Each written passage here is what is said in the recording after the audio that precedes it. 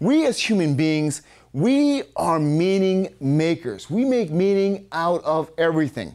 There was a study done several years ago by 10 multinational companies, and they were trying to figure out the percentage of decision making by leaders that was based off of pure fact. Are there any guesses? Any guesses at all?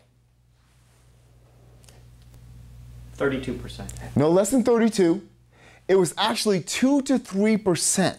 Just 2 to 3%.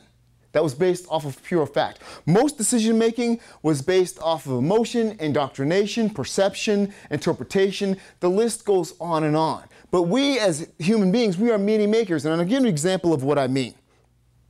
Perhaps you can relate to this. Perhaps somewhere along the way throughout your career, you go in for an interview and you go through the first 2 rounds with human resources, and then you sit down with the individual you're going to be reporting to. And you go through this, you have this 2-hour interview with this individual, and during the process, she says to you, you know what, Philip, I like you, but there's one other person that I'm gonna have to be reporting to or dealing with before I get back to you. So you'll hear back from us within 48 hours. So you go home and you're excited, you're thrilled. You say, honey, you know, we're moving to Hawaii. Well, 24 hours goes by and there's no word. And then 48 hours goes by and still nothing. And then it's Friday rolls around and now you're into the weekend. And that's when you start talking to yourself. What happened? What went wrong? She said she was going to call me back. What happened here? Did they promote somebody from within? Did I say something wrong? Did I misspeak? Well, what do we know for facts? The facts are this. You had the interview. She did say in the interview process that she did like you, and she said she'd be getting back to you within 48 hours. Well, Monday morning rolls around, and you get the call. And she says, Philip, we like you. We'd like to bring you in and hire you. Sorry I didn't get back to you, but I had to deal with one other person within my department. Paul got sick the last couple of days, but we'd like to bring you on board. Well, now you're ecstatic. You're thrilled. But you spent the entire weekend torturing yourself.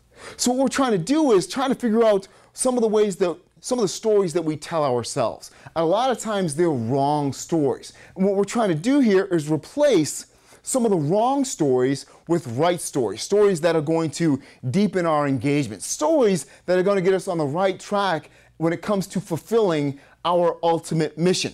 Now, here's a concept I want you to get, and I want you to really understand. The most important story you will ever tell about yourself is the story you tell to yourself.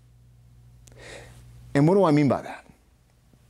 Well, when I was growing up, my father used to say, Philip, the same people win every day and the same people lose every day.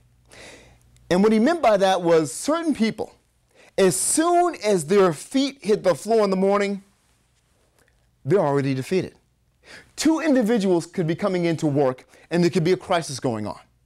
One person could say, oh my gosh, it is Armageddon, it's all over, we're never going to get through this. The other individual could say, you know what? We're in a hard place here, a difficult time, but we're going to find a way to overcome. And I ask you this, which individual are you? How do you see things when crises arise? I had the opportunity to play football at Northwestern University. And at the time, honestly, we weren't very good. We were actually 1-4 when we were going in to play Ohio State. We were playing them on Saturday afternoon. And on Friday afternoon, our coach wrote this on the board.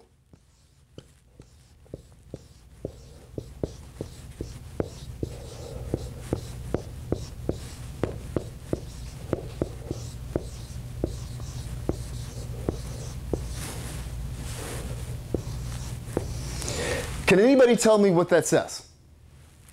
Yes. Opportunity is nowhere. Opportunity is nowhere. Why don't you read it again? Opportunity is nowhere. Try it one more time. See it again. Opportunity is now here. That's right. Opportunity is now here. How do you see things when crises arise, when your back is against the wall? We call it our private voice, and it's the greatest influence on our behavior. The key is this, is to understand our inner voice, our private voice. Is it more positive Or is it more negative when crises arise? Is it authentic? Is it real? Is it true? Is it powerful? Is it going to keep us engaged? Or is it more negative? Is it more caustic? Is it more cynical? And what are the words that accompany our private voice? Is it, yes, I can do this, I will overcome this, bring it on, I will fulfill this mission? Or is it, why does this always happen to me? I always lose, I always fail. And what is the source of that voice? Where does it stem from? Sometimes in life, an individual can say something, make an offhanded remark that is so piercing that it stays with us for an extended period of time. And I'll give you an example of what I mean. I told you before, I played football for many, many years. My father played football, my brothers played football, and I'll never forget, it was my sophomore year in high school. I was playing for the same coach my brother had played for, and he had done very well underneath this coach. And I was a sophomore, and I was back there fielding punts. And it was a windy day, and I was dropping everything. And I'll never forget it because my coach said yelled out to me, "Hey, Burton, what do you need, a basket back there?" And all the upperclassmen laughed. He said, "You'll never be as good as your father or your brother." Ooh, that stung. That stayed with me. That stayed with me through my junior year. That stayed with me through my senior year. And that stayed with me throughout parts of my collegiate career. But again, I had to go back and figure out the source of that voice. Of course I know I don't need a basket to catch a bunch of balls. I just know I needed to practice more. Carol Dweck wrote a book called Mindset, and it's essentially the study of failure. And essentially she says, when it comes to failure, people fall into one or two categories.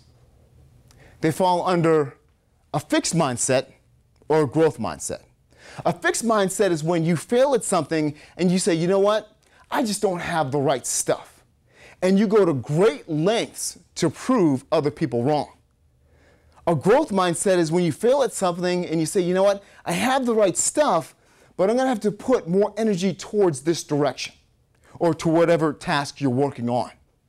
And I ask you, what type of mindset do you have?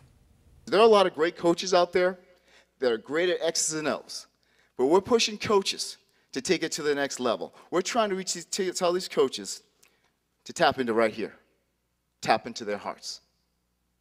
Some coaches can do it. You hear about the Tony Dungy's of the world, Woodens of the world, Bowdens of the world, and then there are a lot that haven't gotten to that level quite yet. But that's the ultimate goal, to change the lives of young men and young women. And certain people can do it, some people, and as we continue to challenge our coaches, it is so essential that they're able to establish that. Because that's when you're really winning. That's the ultimate prize, and that is the ultimate goal.